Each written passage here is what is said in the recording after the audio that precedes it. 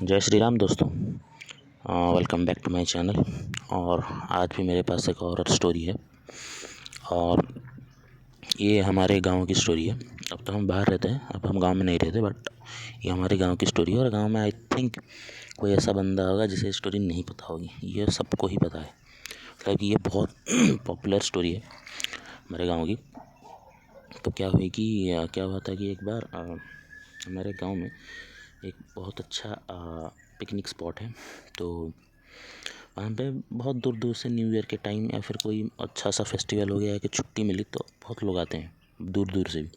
तो वो लोग आए थे और उनमें से मतलब कि एक कपल जो आए थे, उन्हें हमारे गांव में एक ऐसे ही घूम रहे थे वो, और उन्हें एक घर पसंद आ गया था। ठीक है, तो उन्हें वो घर बहुत पसंद आया था। उन्होंने अंदर जाके देखा, घूम के देखा और उनके ओनर से बात की और उन्होंने वो घर ख़रीद लिया इमीडिएटली। और उन्होंने कहा कि अभी हमारे रिटायर्ड होने में 3 साल बाकी हैं, तो 3 साल बाद हम यहीं आके सेटल हो जाएंगे। ठीक है, तो क्या ओनर बोला ठीक है, आप जब भी आओ सेटल हो जाओ, बट इसे अगर आप चाहो तो रिनोवेट भी करा सकते हो। तो उन्होंने रिनोवेशन का काम शुरू करवा दिया और वो तो 3 साढ़े 3 साल बाद वो आए।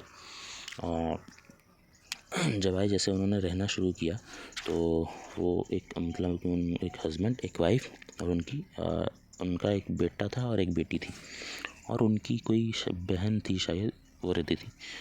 और एक्चुअली मैं बताना भूल गया पहले, ये स्टोरी जो है ये करीब 20-22 साल पुरानी स्टोरी है। ठीक है, तो तब से हमारे गांव में ये है। और हाँ, तो come back to the story. उनकी बेटा बेटी और हस्बैंड वाइफ दोनों थे। और वो लोग तो मतलब कि शहर में रहते थे, तो उनका थोड़ा सा वो हम लोगों के साथ घुलने मिलने में उनका वक्त लगा था। तो उन्होंने क्या किया कि वो उनके बच्चे थे, तो वो हमारे साथ आके खेला करते थे और हम भी उनके साथ वैसे ही मिलते थे, कैजुअली मिलते थे उनसे। तो बहुत मतलब कि बहुत अच्छा चल रहा था वो सब, गांव में बहुत खुशी रहे थे, all thing is nice. But 3-4 महीने बाद क्या हुआ कि एक दिन अचानक क्या हुआ कि उनका कोई एक दूर से मतलब कि एक भाई का बेटा या शायद कोई आया था, जो मतलब कि उम्र में बड़ा था भाई, तब वो शायद 25-26 साल का होगा।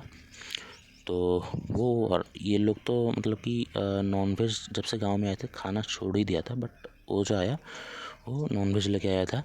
और उसकी जो चाची थी शायद, वो उन्होंने दिया कि आप ये नॉनवेज बनाना और हम सब मिलके खाएंगे।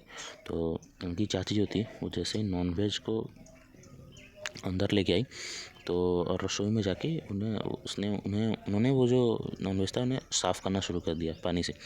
तो तब उन्हें मतलब कि बहुत तेज़ आवाज़ आई कि इस घर में नॉनवेज नहीं आता, इसे फेंक दो। तो उनकी चाची थोड़ा सा डर गई कि यार बहुत मतलब कि वो हाई टोन में थी। तो उन्होंने फिर इग्नोर किया कि यार कोई ऐसा मजाक कर रहा होगा।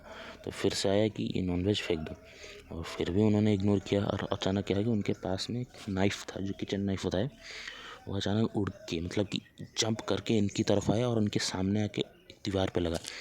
ये देख के वो थोड़ा सा डर गई और उन्होंने वो जो नॉनवेज था उसे फेंक दिया। और जाके उन्होंने घर वालों को सबको बताया कि यार बिल्ली आई थी, वो लेके चली गई नॉनवेज।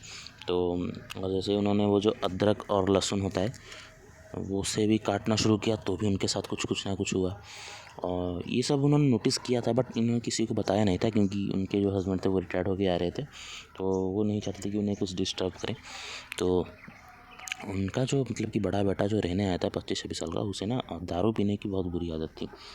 तो वो गांव में बहुत कुछ ज़्यादा ही दिन रुक गया था, करीब 1 महीने के आसपास रुक गया था।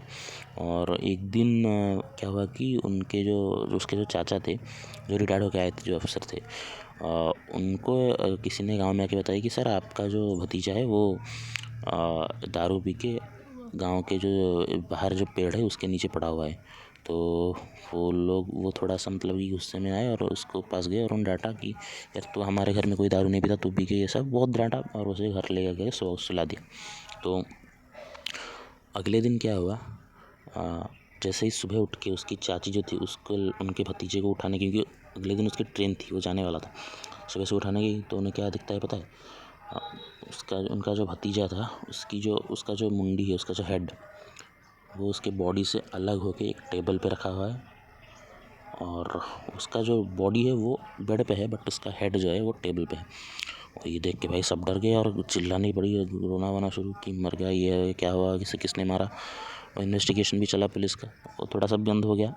और फिर जैसे मतलब कि उनके घर में अगर कोई कुछ गलती करते रहता है तो मतलब कि उन्हें एक सुपर नेचुरल पावर थी जो उन्हें चोट पहुंचाती थी।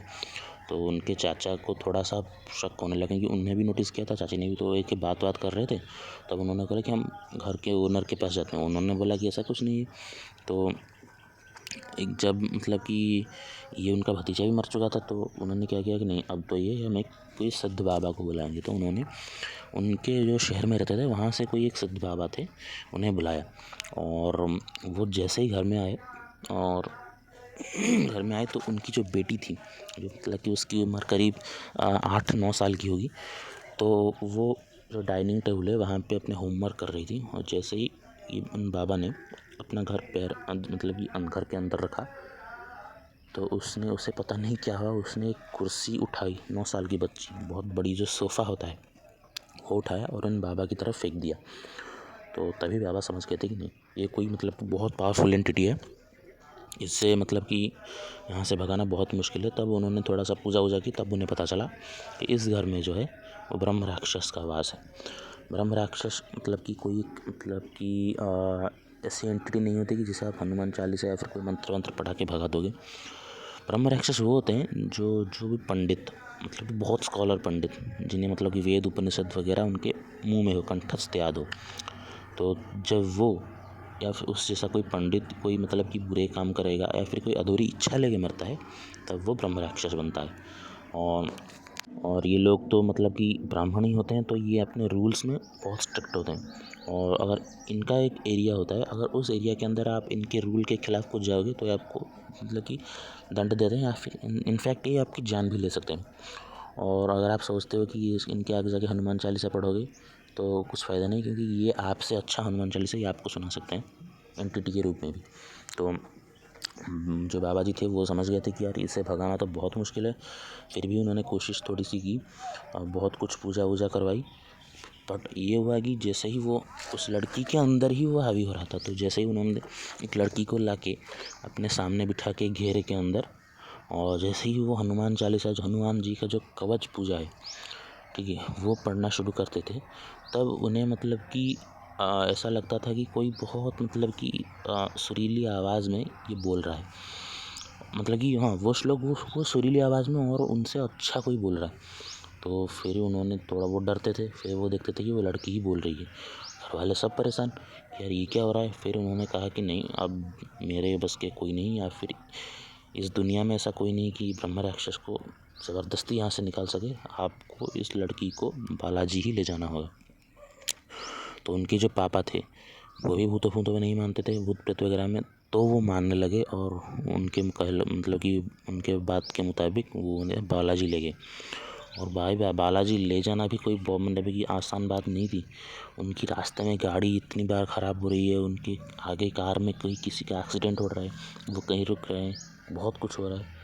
तो फिर वो कैसे ना कैसे करके बालाजी पहुँचे और वहाँ पे उन्हें मतलब कि लड़की को, उसकी माँ को और पापा को और जो रिश्तेदार थे वो तो एक होटल में रुक गए, और इनको बालाजी में एक रूम दे दिया क्या वहाँ रहो, कल सुबह सुबह आना 5 बजे।